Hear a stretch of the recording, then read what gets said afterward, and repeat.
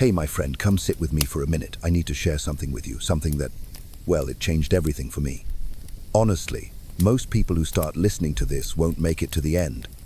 It's not because it's a long story, but because the truth in it is so powerful, so electric, that the mind we've all been taught to live in just can't handle it. It fights back. It screams. What I'm about to share is like a key I found after years of fumbling in the dark.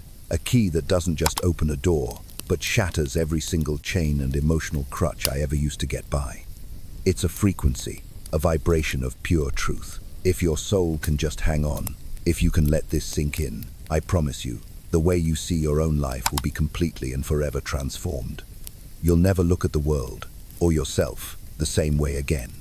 If any of this is already making something deep inside you stir, like a forgotten memory, then you know you're in the right place.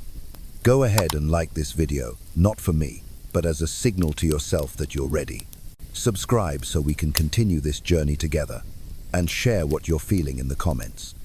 Let the universe know you're here by just typing, "I am ready." You have to understand something, and this was a tough pill for me to swallow. Right now, that beautiful, divine instrument you call your mind, it's running at maybe 5% of what it's capable of. I'm not saying that to judge you, I'm saying it because I lived it. I was in a profound spiritual slumber for most of my life. Think about it. We've all been so cleverly conditioned to live inside this comfortable little mental cage. It's a cage built from the right thoughts, the acceptable behaviors, the predictable up and down of our emotional dramas. We think those walls are there to keep us safe. But have you ever stopped to ask, safe from what? The truth is, they were built to keep us small. They keep our energy predictable, our spirits easy to manage, and our real, earth-shaking power completely dormant. What I'm going to lay out for you isn't some quick life hack. It's a sacred process for taking a sledgehammer to that cage, for bypassing all those invisible fences, and finally reclaiming your own divine freedom. But I have to give you the same warning I was given, and I mean this with all my heart. Once you unlock this pure, unfiltered intelligence, this crystal clarity that exists beyond the hurricane of your emotions, you can't go back to sleep. You can never again be just, average. And man, things got weird after that. The whole way I related to people just shifted. Suddenly, conversations felt like exercises in deep, profound patience. It was like I was listening to a language I used to speak, but no longer understood, a dialect of limitation, blame, and constant reaction. I could see my friends, people I loved, caught in these dense loops of their own reactive thoughts, and I couldn't follow them in there anymore. When I'd offer a solution to a problem, it would sound completely bizarre to them, because I wasn't just looking at the problem in front of them. I was seeing the entire invisible web of causes and effects it was connected to. It felt like I'd been given a new set of eyes, ones that could perceive the hidden architecture of reality. These subtle, energetic threads and divine signals that weave through everything. It's a trip. This journey, it isn't about becoming smarter like you're studying for a test. It's a total metamorphosis. It's about becoming something beyond the old definitions, something cognitively and spiritually inhuman. It's about transcending what it even means to be a limited, reactive person. The name I eventually found for this process is dimensional cognitive restructuring. Fancy words, right? But what it really is a way of realigning your awareness with its true, multidimensional self. It all starts with a simple, yet deeply unsettling truth I had to face. My own brain, this amazing biological computer, is capable of processing reality in ways my standard, linear thinking couldn't even dream of. Every thought I had, every belief, every opinion, every judgment was trapped on a flat, one-way street. Past leads to present, this cause leads to that effect, this problem gets that solution. It's the way we're all taught to think. But honestly, it's kindergarten-level processing. We're using a child's logic to try and navigate a quantum universe, and it's no wonder so many of us feel lost and powerless. It's time for an awakening, my friend. Here's how I began my own sacred journey into cognitive transcendence. This is the first, and maybe the most crucial phase. This first part is what I call the pattern annihilation. Imagine it like a holy fire, designed to burn away all the junk that's been cluttering up your mind for years. The first thing I had to accept was a hard truth. My mind didn't really think. It just reacted. It was like a biological machine, endlessly replaying old software scripts written by old wounds, emotional echoes, and the expectations of everyone around me. I was a ghost in my own machine, just repeating the past. But I decided that had to change. I had to become a divine threat to my own programming. You know what I mean? And you don't get there by chanting affirmations or pretending to be happy. I got there by intentionally, deliberately, doing what felt wrong to the old me, what felt alien, what felt almost cognitively illegal. By doing that, I started generating thoughts my old mind literally couldn't compute. I was forcing a total system crash. So, the mission was to create a complete cognitive pattern failure. For 1 week, my only job wasn't to improve myself, but to tear the old self down. I had to systematically deconstruct every single thing that felt comfortable, every idea that gave me a false sense of safety. I did this with a simple 3-part framework.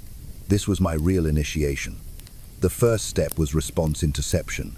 I call it the practice of the sacred pause.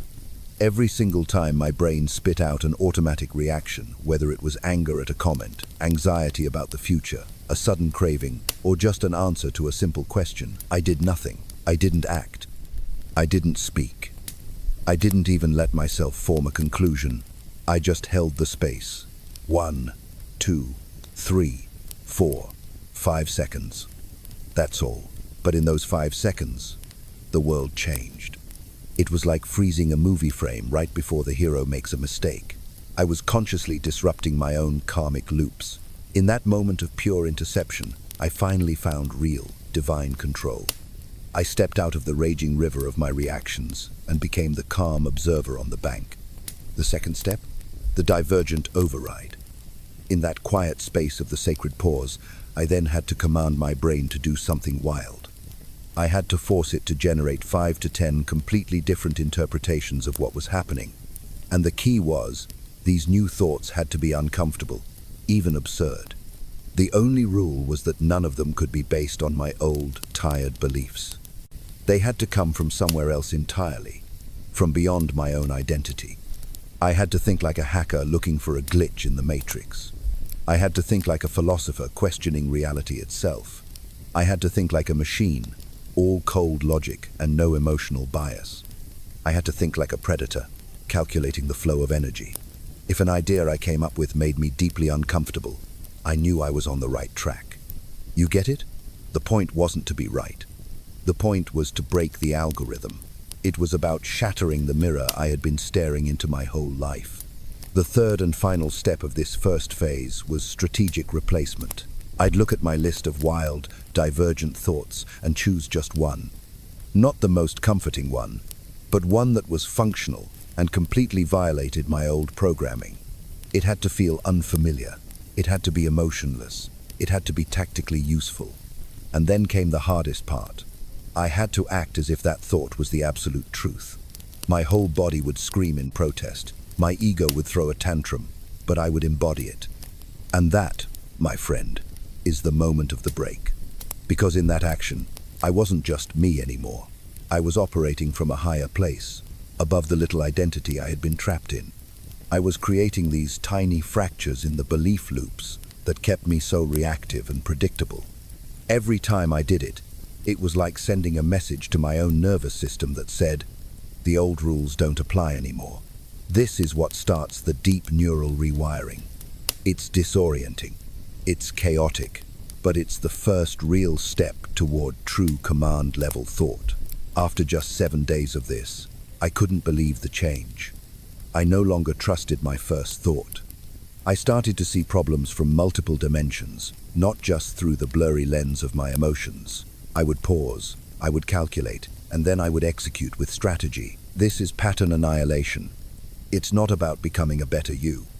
It's about deleting the predictable you, so the real you can finally emerge. And that's when you're ready for the next phase, where you stop thinking like a human altogether. And that brings us to phase 2, the cognitive untethering.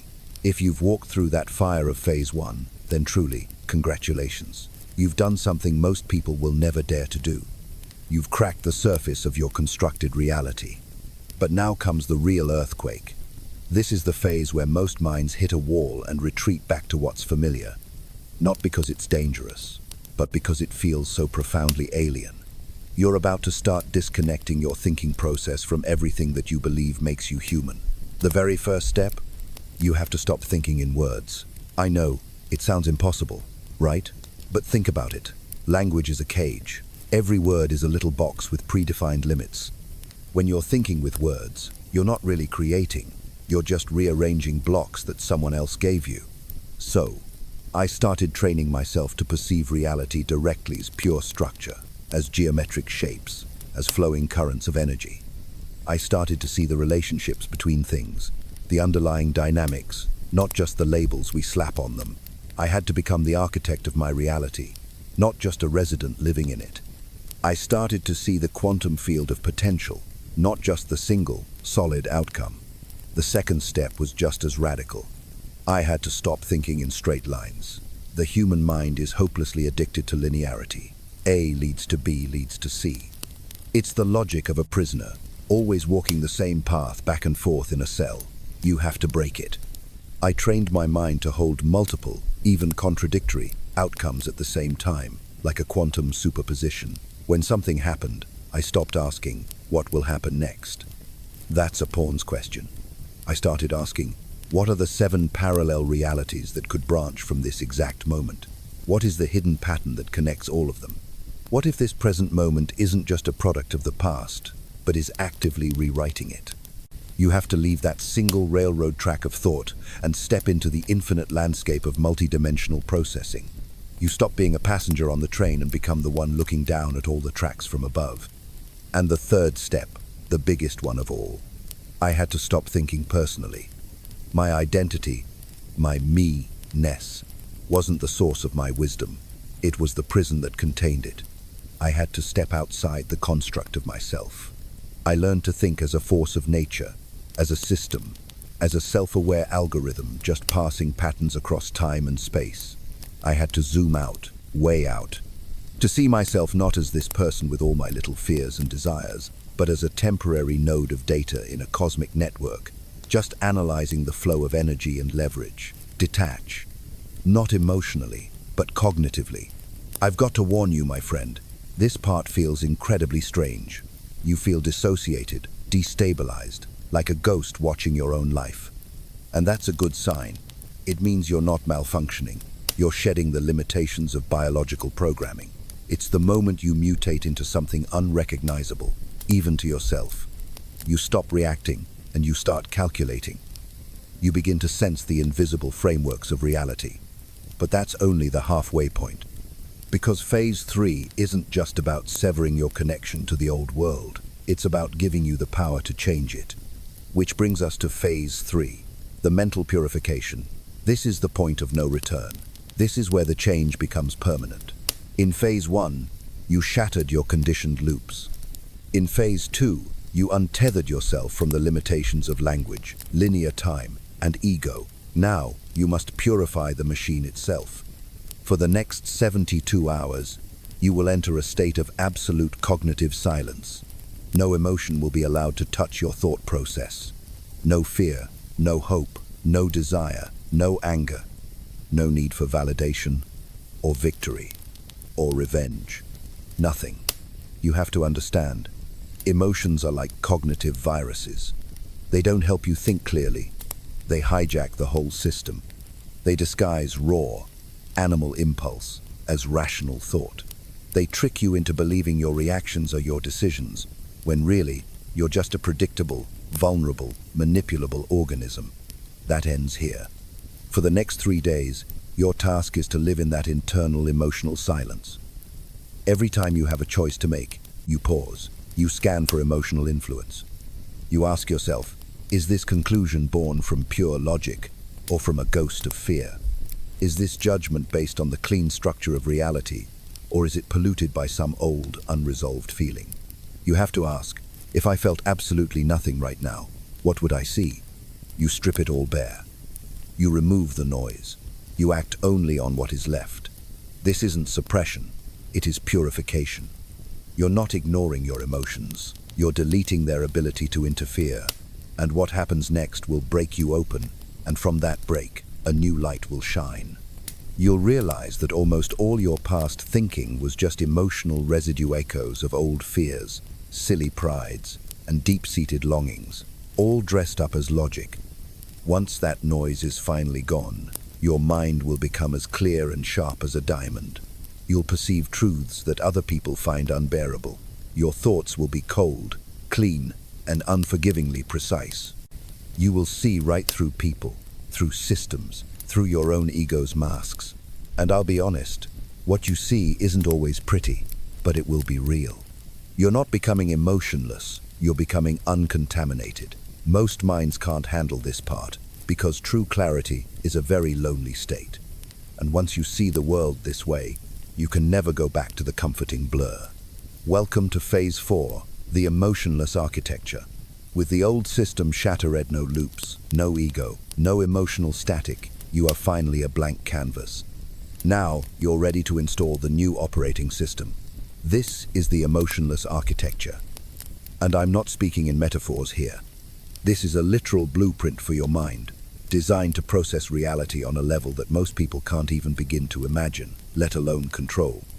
The first upgrade you'll experience is multidimensional pattern processing. Where normal minds see disconnected dots and random events, you'll start to see the grid, the web that connects everything. You'll perceive the dynamic, flowing systems of interaction beneath the surface of daily life. Instead of just reacting to what's right in front of you, you'll be mapping the upstream causes, the downstream consequences, and the ripple effects of every action, all at the same time. You'll see the same fundamental patterns playing out in the stock market, in your personal relationships, in natural ecosystems, and in the very structure of thought itself. You will see the invisible rhythms that drive all behavior, the grand architectural patterns unfolding over years and decades. You don't just understand reality anymore, you simulate it. The second upgrade is strategic intelligence at a structural scale. You'll stop thinking about small, individual goals. You'll start thinking in entire systems. You'll ask questions like, what one move can restructure this entire field of play? What tiny pattern, if introduced here, will create a tidal wave over there? You'll start asking the questions of a creator, not a creature. What is the hidden input that's actually creating this surface-level problem? What is the single point of failure that, if pushed, would cause this entire fragile structure to collapse? What sequence of moves gives me the most leverage with the least amount of exposure? This isn't decision-making anymore. It's multivariable simulation across time, systems, and probability. The third upgrade is thought compression. As this new architecture in your mind strengthens, your thoughts will literally condense. You'll start thinking in a kind of compressed cognitive code. Entire libraries of logic, structure, consequence, and prediction will be packed into a single, instantaneous mental form. Trying to explain one of these thoughts to a normal person will feel like trying to describe the color blue to someone born in a black and white world. That's how you'll know it's real. And the fourth upgrade is emotionless pattern recognition. Because you purged the emotional virus in Phase 3, your perception is no longer distorted. You're no longer thinking through the fog of fear, hope, attachment, or avoidance. You just perceive, pure and clean. You'll recognize the deep, fundamental patterns in human behavior that others refuse to see, because they are too emotionally invested in their own illusions to face the truth. And that clarity, others will mistake it. They will call you a genius. They will call you lucky. But it's not genius. It is unfiltered recognition. So what's the result of all this? You start solving problems before they even happen. You start predicting what people will do with a beautiful, terrifying precision. You start building systems, relationships, and movements by conscious design, not by chaotic reaction. To everyone else, it will look like magic, like impossible insight, but they're wrong. You've simply exited their reality of reactive thinking and entered the domain of synthetic cognition. But this power comes at a price. The emotionless architecture is not a safe space, because once it's fully installed, the final phase activates on its own. And Phase 5 doesn't just give you an understanding of reality, it gives you direct, silent, systematic control over reality itself. This is the final step, Phase 5, the permanent transformation. You've done the impossible. You've broken your own loops. You've severed the chains of emotion. You've built a mind that processes reality like a divine supercomputer. Now, you make it permanent. For the next 30 days, you don't just think like this new being, you are it. Here's the final protocol, the one that seals the change. Every single day, without fail. 1. You refuse all predictable thoughts. If a normal person could have that thought, it's not for you. Default opinions, emotional reactions, social programming, all of it is deleted on sight. 2. You reframe every problem as a structure. You don't ask, what should I do? You ask, what system created this result, and how do I redesign the system? You are not a reactor anymore, you are a rewriter. 3. You process all incoming data through cognitive geometry. You think in vectors, in feedback loops, in energy flows, in chains of leverage, in long-tail probabilities. You solve with simulation, not reaction. 4. You navigate your life from a strategic altitude. You never operate from inside the drama of the event. You operate from above it, from the level of pure structure, incentives, timelines, and the hidden forces at play. Neuroscientists have a term for this: neuroplastic consolidation. It's the permanent restructuring of your brain based on consistent thought patterns. If you can execute this state of emotionless intelligence for 30 straight days, your core cognition will permanently rewire itself from reactive to systemic. Your old emotional triggers will literally disconnect from your logic pathways. Your brain will physically rebuild itself around structural problem solving. This isn't some feel-good inspiration. This is cognitive engineering. What do you gain? A clarity so sharp it can slice through any illusion. A foresight so powerful it can outpace chaos. A decision-making ability so precise it will seem psychic. A perception of the hidden systems driving people and events that will give you an almost unfair advantage. You won't feel smarter, you'll feel alien. Because you are no longer running the standard human operating system, you have rewritten your own code. But I have to be completely honest with you, this evolution is lonely. You will outgrow people, conversations, entire ways of life. Your old world will feel slow, dull, and drenched in delusion. You will speak truth, and people will call it arrogance. You will offer precision, and they will fight you with emotion. And worse, you will see solutions to problems that can't be implemented, because the world simply isn't ready to handle a mind like yours. This power is not a blessing, it's a burden. But it is the only path to true sovereignty. Because while everyone else is hoping, reacting, and obeying, you will see, you will shape, and you will execute. Most people who hear this will turn away. They'll run back to the comfort of the crowd, to the safety of being understood. But a few of you, you feel it, don't you? That pull towards something more. Not better, not smarter. Transcendent. If that's you, don't wait. Start now. Go back to Phase 1. Crush your loops. Burn your identity. Step into the thought structures that terrify the average mind. Because after this, you are no longer just you. You are the architecture. You are the algorithm. You are the author of systems. Subscribe to this channel, not for more content, but for more training. Share this only with the few souls you know who are ready to evolve beyond the human OS. And if you're ready to start the 30-day lockdown, comment Phase 5 initiated below. This isn't self-help, it's cognitive weaponization. Let others stay soft. You weren't built for comfort. You were built to command thought itself, and now you will.